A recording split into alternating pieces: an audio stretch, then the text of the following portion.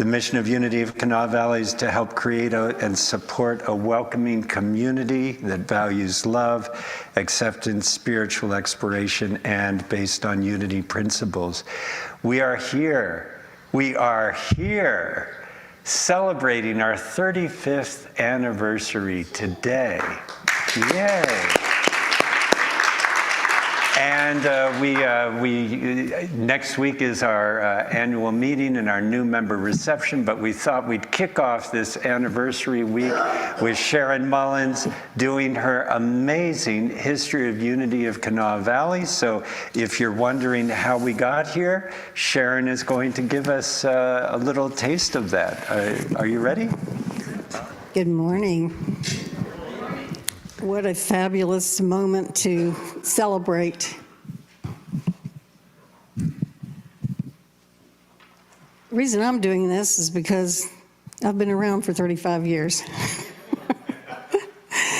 So this is actually the real opening day celebration when we met for the very first time. This picture that you have up here is the founder of Unity. This is Myrtle Fillmore. She and her husband were the founders of Unity, and by that I mean Unity National. Her story is that in 1886, think about that year, she seemed to be suffering from poor health. Her husband was ill also, and he had a lot of financial problems. And there were none of the miracle drugs available for people to suddenly get well. Since she was a child, her parents had been telling her that she had inherited tuberculosis and that she was going to be suffering and that she would die prematurely. What a great message. She was the mother of 2 young sons, and so she was afraid that her life was ending.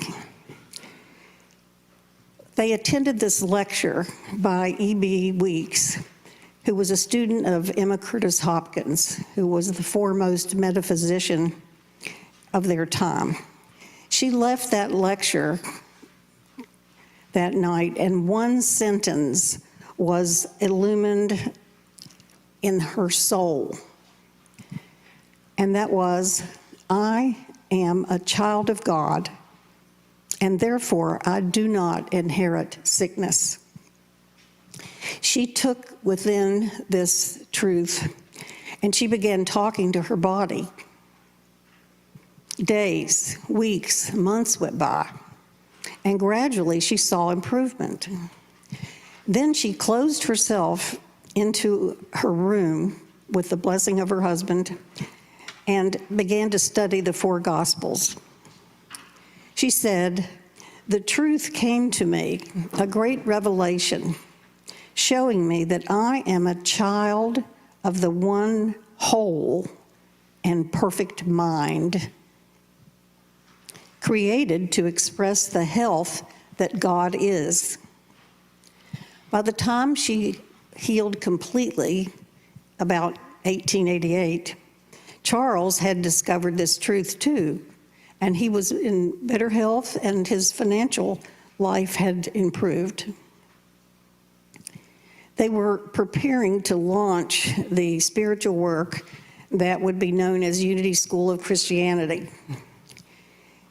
She celebrated her healing and she wanted to share this with other people. So she began writing articles and letters to people who, you can imagine, those were letter writing days.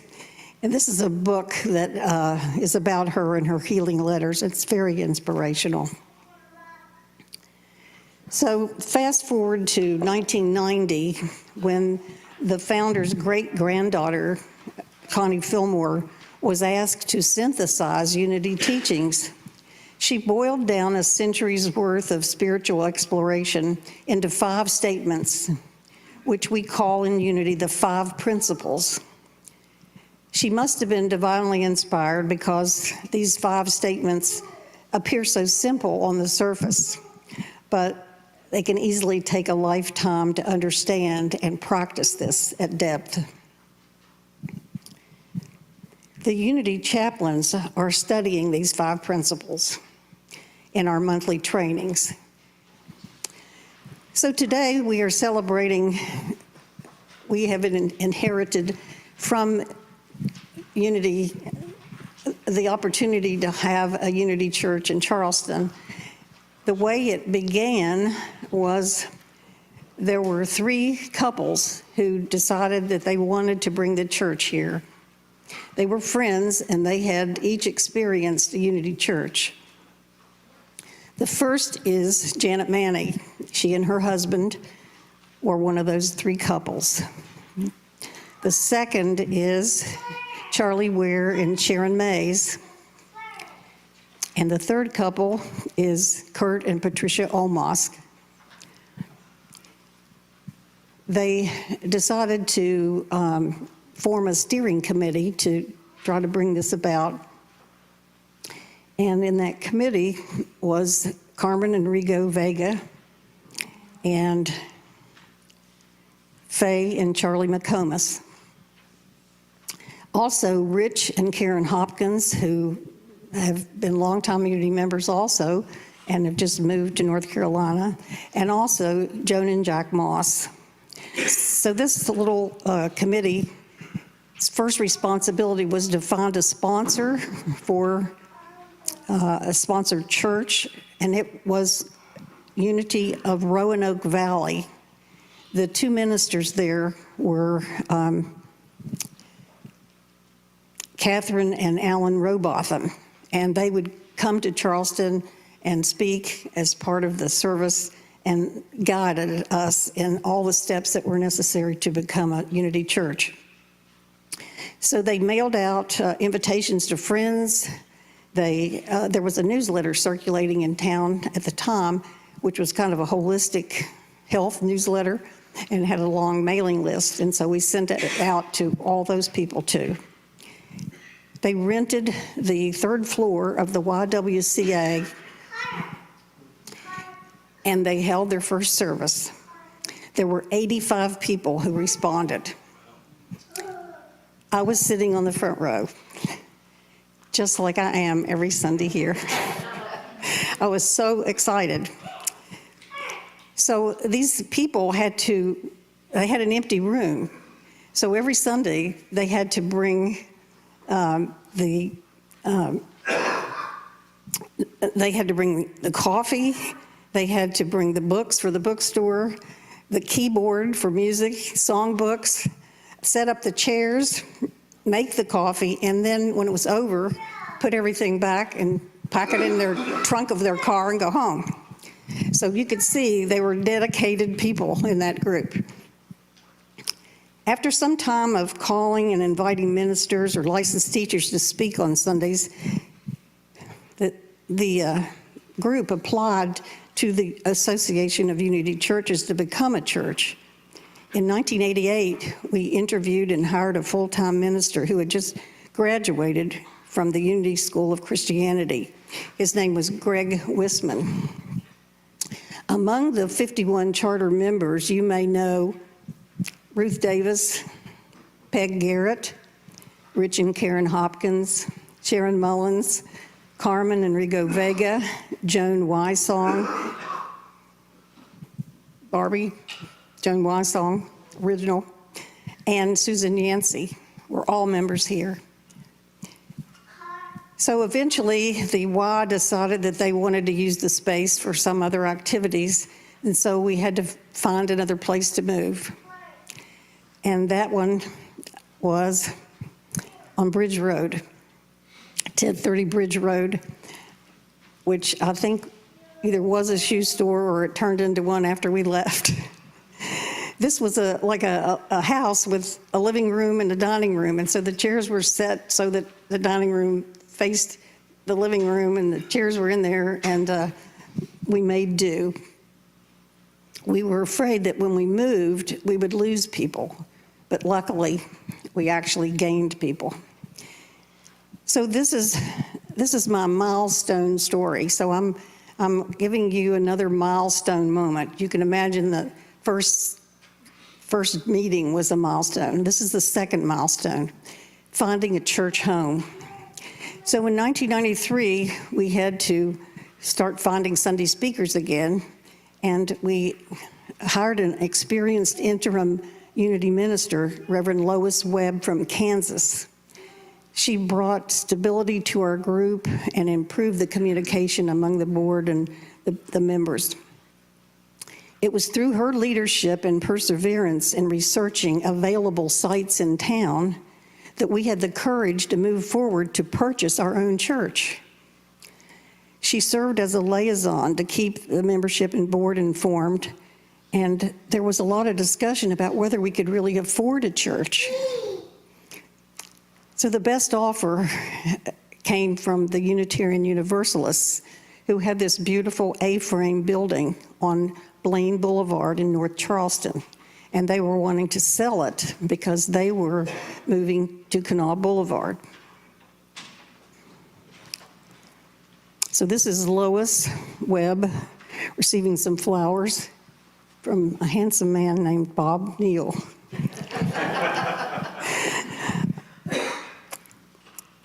This is the Unity board at the time. In the front row is Lois Webb and Ruth Davis and Jeannie Chandler. And standing are Carmen Vega, Bob Neal, and Kim Ramsey. Yes. And Michael Kinderis. So these are the people that had the nerve to sign the document that we were going to buy the church. This is a picture of the Unitarian Universalist board and our board. And it was a celebration, and I guess you can guess who took the picture.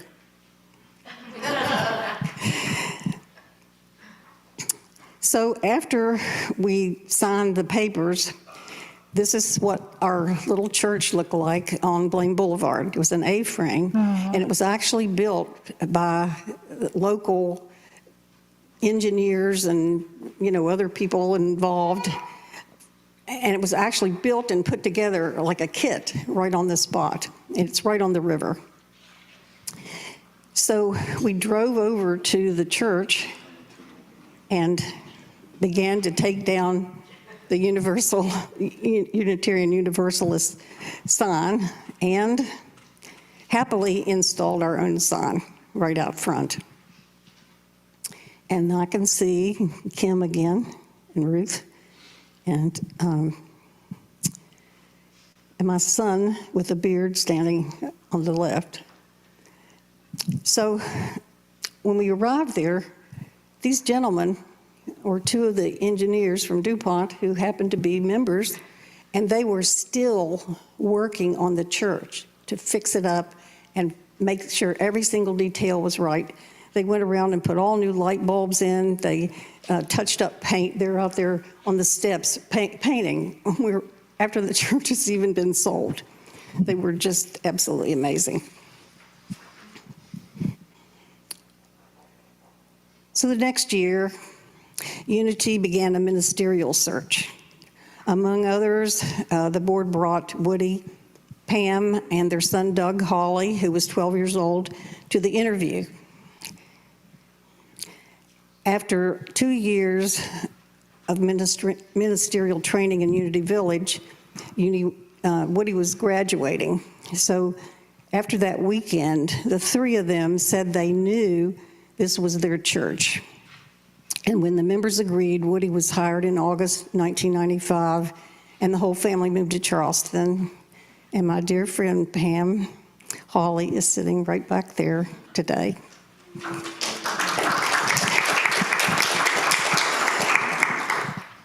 Woody served the church for about 5 years before his death in the year 2000. This is little Doug and Pam as they came to interview. He's 12 years old. He is not 12 years old anymore. He's a wonderful married man who's the father of 2 amazing sons. And Pam gets to help babysit one of them. So one of the fabulous things that happened while Woody was the minister is he hired some really terrific people. And that would be a guy in the middle who I think you might recognize, Ron, our music director, with Pam, and that's Jerry Ann Selby, who was one of the board presidents. Woody used his carpentry skills to improve the building in a whole lot of ways, and Ron started a monthly coffee house to have, in fact, that was a tradition that the Unitarians had done before.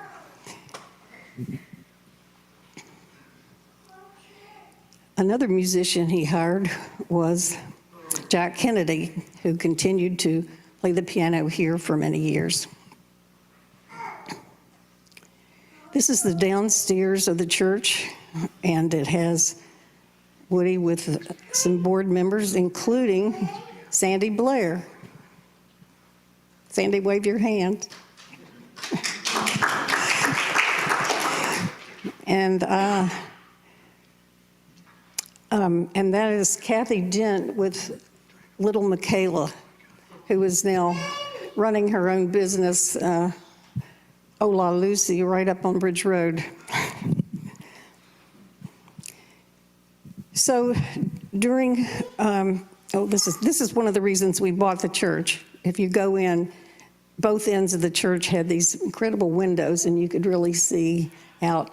Peg Garrett was the lady in the very center there, was one of our wonderful members and a wonderful benefactor for us.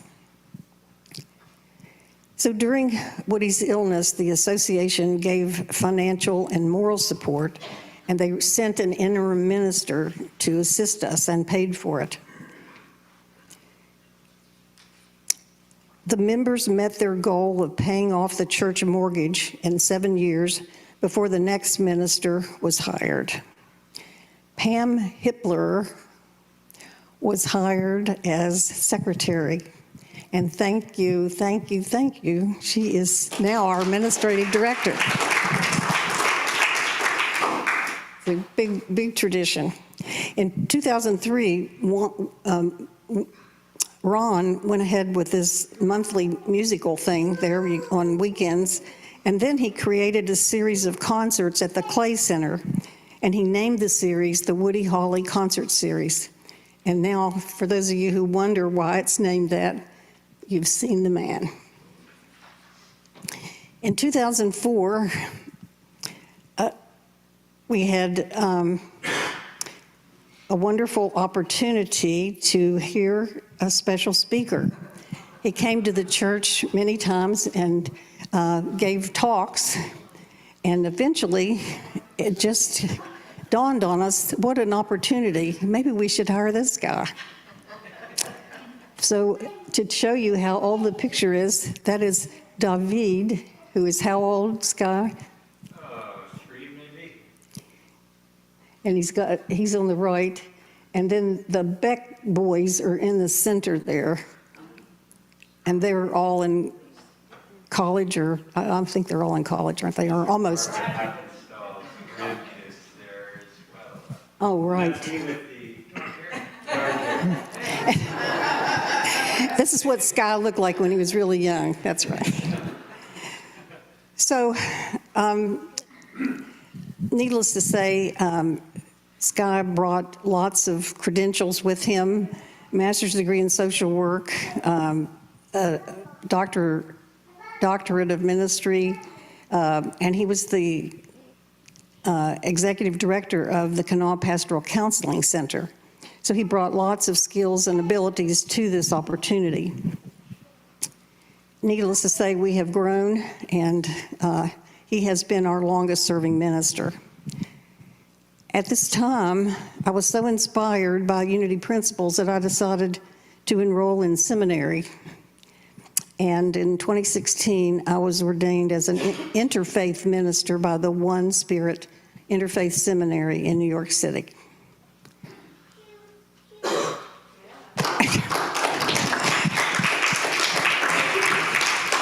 It was a lot of crying that day, I'll tell you that.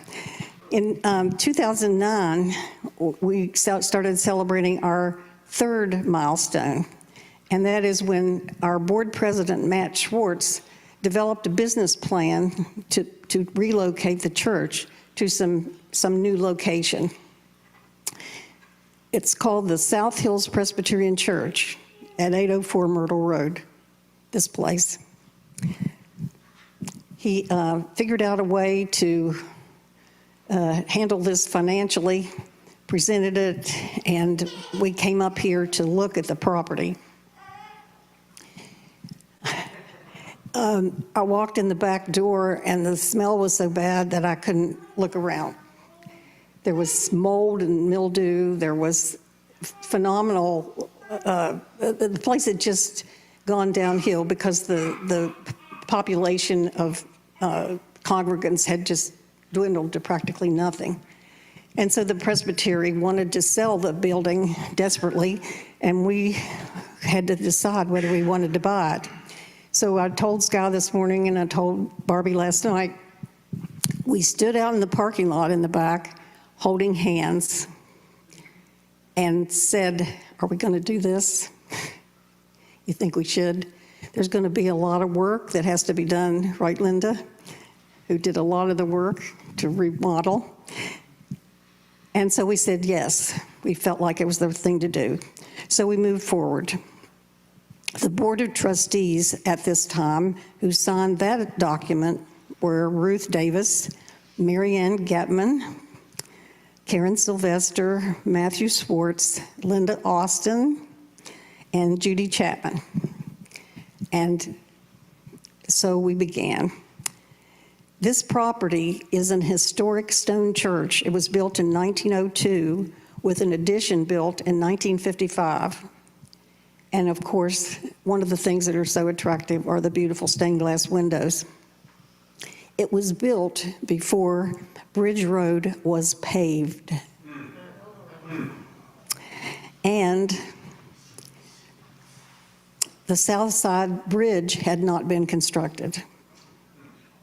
The stones were quarried on Davis Creek, and they were hauled on mud roads on horse-drawn wagons. So this is an historic building. In 2014, Sky talked to the Mountaineer Montessori School, who was looking for a place to hold classes. So we ended up renting our downstairs rooms to that school, which was a wonderful thing for our church. In 2014, we also celebrated Sky's 10 years of service to Unity with a very surprised and embarrassing celebration. The Woody Holly concert series continued at the Clay Center's Walker Theater after this, and we are the sponsor for that. A really fabulous thing happened in 2015. After we had rented the Blaine Boulevard Church to several different ministers, the property was sold. Yes. The church that bought it was it burned to the ground. It was in St. Albans, and they felt like arsonists had burned it down, so they were very much ready to purchase the church.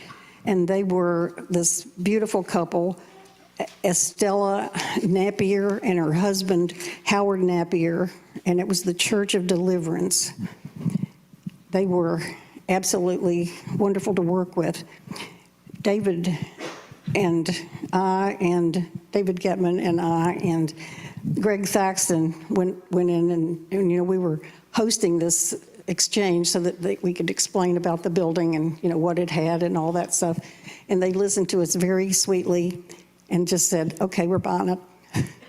Oh, okay. We thought we were doing a great job. So one of the issues that our building had is that the water from the mountain comes down the hill and was coming right into our front yard and coming through the foundation of the church. The integrity of the building rested on solving the problem of the water leaking through the foundation and from the runoff on the roof. Greg Thaxton became our point person to try to figure out what we were going to do. He had a wonderful contractor that he recommended, and and Greg became the point person on managing this amazing project. When they started digging in the front yard, instead of being able to just dig the dirt against the front of the building, they ran into giant rocks that had been put as fill in the front, and it totally changed the scope of the project and made it a lot more difficult. That same year, Barbie brought QuickBooks to the office, which is a wonderful thing. And our friend Patty Richmond was driving around and saw Blue out in the driveway mowing the grass, and just drove in and thought he was the minister and started a lifelong conversation with Blue, and ended up being one of our board members. She also provided the financial support for new gutters to solve part of that problem. She also recruited Ruth Davis and Jerry Ann to handle the design and installation of this beautiful stained glass panel right here. And then later, Sky organized the windows project. You can't tell now how bad it was, but there was this Lexan plastic on the outside of all the windows to protect them, and you couldn't see through them anymore. So the windows project was a huge undertaking, another thing we did to improve the building. In October of 2018, we had a dedication ceremony of the peace pole that's out front, and then upgrades to lots of things in the church. With the advent of COVID, we had to upgrade our audiovisual portion in order to deal with the lack of being able to come and meet here in the church. And I believe Barbie's the person who organized a grant to help buy some new equipment. And of course, Rich Hopkins has just been the best in the world to handle that and get us, put all these cameras in and get everything lined up for that. And fast forward to 2022, we have now renovated the manse. And I'm going to say probably Barbie renovated the manse with some help. Yes, right. And to know what it was like before, you just, let me just say, it's glorious. It is now rented to a family, which is another blessing for our church. And